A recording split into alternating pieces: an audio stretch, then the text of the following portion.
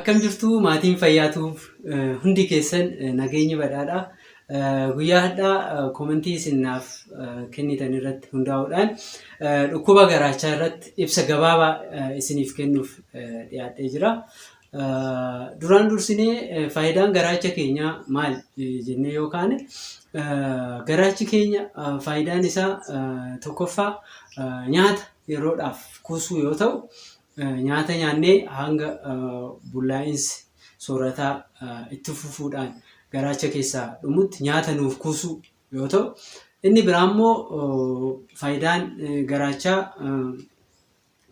dhukkuboota adda addaa nurraa ittisuu yoo ta'u, fakkeenyaaf garaachi keenya asiidii hydrochloric acid jedhamu yeroo maddisiisu, asiidiin kun duraan dursatti kan fayyadu nyaata bulleessuudhaaf yoo ta'u, itti aansee immoo baakteeriyaa tokko tokko nyaata waliin yookaan bishaan waliin kara garaacha keenyatti seenan osoo gara dhiiga keenyaan seeniin dursee ajjeesuudhaan dhukkuba adda addaa nurraa ittisuudhaan nu fayyada.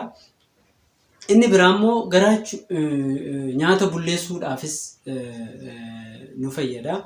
Garaachi kun kan dhibamu yeroo asiidiin uumamaan garaacha keenya keessa jiru kun yeroo garaacha keenya hubuu jalqabudha. Asiidiin garaacha keenya keessa jiru kun akka garaacha keenya hin hubne uumamaan garaachi keenya akkaataa itti ofirraa ittisuu qaba yoo ta'u, sirni ittisa asiidii kanaa kan miidhamu immoo yeroo nuti alkoolii fayyadamnu ta'e, yeroo buna garmalee fayyadamnu ta'e, yookaan immoo yeroo nuti akka malee aarru yookaan immoo nyaata osoo nyaatin yeroo sa'aatii dheeraa yeroo turu ta'e, asiidiin dura nagaadhumaan waliin garaacha keenya keessa jiru kun garaacha keenya miidhuu jalqaba. Gaafa kana garaachi keenya quunca'uu jalqaba. Gaafa garaachi keenya quunca'u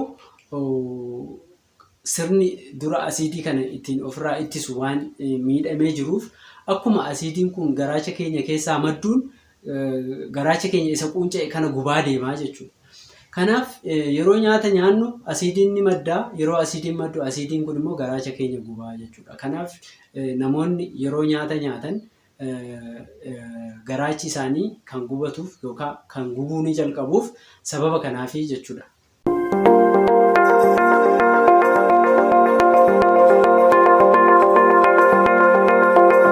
Wantoonni dhukkuba garaachaa nutti fidan kan akka baakteeriyaa H. pylori yeroo garaacha keenya keessatti ol hore, yeroo alkoolii garmalee dhugnu taate, yeroo buna garmalee dhugnu taatee fi yeroo sigaaraa aarsinu taate dhukkuba garaachaa nu qabsiisuu danda'a jechuudha. Yookaan immoo yeroo dhukkuba garaachaa qabnu taate akka dhukkubichi kun nutti hammaataa deemu gochuu danda'a jechuudha. Kanaaf dhukkubni garaachaa yeroo isaa eeggatee yoo yaalamu ta'e kara garaacha keenya qaawwa baasutti deemuu danda'a jechuudha. Gaafa garaachi keenya qaawwa bahe yaalli isaas dhukkubbiin isaas baay'ee cimaa ta'aa deemaa jechuudha. Mallattoon dhukkuba garaachaa akka garaa keessa nu gubuu, laphee jala nu gubuu, gubaan kun immoo dhukkubbii dugdaatiin ol qabatu, gubaan kun kara dugdaa keessatti achi nu dhukkubuu fi yeroo baay'ee garaacha keenya miidhe immoo dhiiga ol deebisuu fa'aa kanaan wal qabachuu danda'a.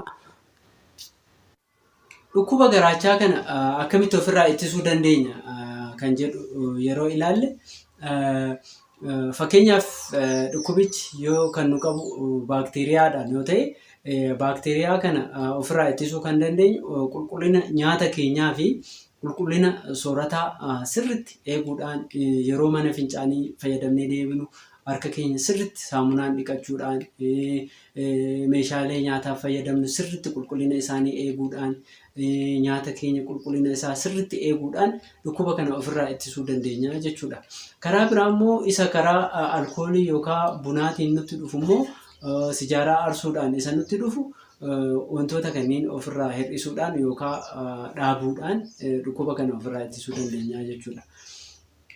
yeroo qabamnetti immoo yaalli dhukkuba kanaa maal fakkaata kan jedhu yeroo ilaallu dhukkubni kun yaalli isaa erga qorannoon adda addaa godhamee maal sababni dhukkubichaa beekame booda yoo dhukkubichi kan nu qabe sababa baakteeriyaatiif ta'e qoricha baakteeriyaaf jedhamee nuuf kennamu san hanga dhumatti fudhachuu barbaachisa. Inni biraa immoo asiidiin garaacha keenya keessatti uumamaan maddu kun akka garaacha keenya ittuma caalaa madeessaa hin deemne qorichi kennamu jira. Qoricha fakkeenyaaf daqiiqaa nyaata dura daqiiqaa 30 dura fudhadhaa jedhamee kennamu jira. Qorichi san akka jedhametti daqiiqaa 30 dura eegnee fudhachuu qabna. Qorichoota garaachaaf nuu kennaman kana sa'aatii isaa akka jedhametti eegnee yoo fudhannu taate akka garaachi keenya inni qunca'e sun akka nuuf fayyu waan godhuuf yeroo kennaafii jechuudha. Akka inni fayyu yeroo kennaaf waan ta'eef dhukkuba garaachaa kanarraa fayyuu dandeenya. Dhukkubni garaachaa kun immoo yoo hin yaalamne ta'e garamitti deema kan jedhu yoo ilaallu ta'e akkuma madaan kun itti cimaa deemuun qaawwa bahuu danda'a garaachi keenya jechuudha. Gaafa qaawwa bahe immoo qorichoota garaachaaf jedhamanii amma mana yaalaatii nuuf kennaman kanaan hin fayyu waan ta'eef hanga operaasiyoonii ta'ee bakki qaawwa bahe sun hodhutti deemamaa jechuudha. Kanaafuu sadarkaa sanirra osoo hin gahiniin dura qoricha nuuf kenname akka nuuf kennametti akka nuuf ajajametti guyyaa nuuf ajajameen seeraan hordofnee fudhachuu qabna. Kana gorsa koo kana hojiirra oolchitanii dhukkuba garaachaarraa bilisa ta'uu akka dandeessan dhukkubni garaachaa akka fayyuu danda'u akka beektanii fi yaala isaa seeraan hordoftanii yoo jettan namni kamiyyuu dhukkuba garaachaarraa fayyuu akka danda'u dhukkubni garaachaa fayyuu akka danda'u beektanii akka fayyadamtaniif kanuma isiniif dhaamuu fi galatooma.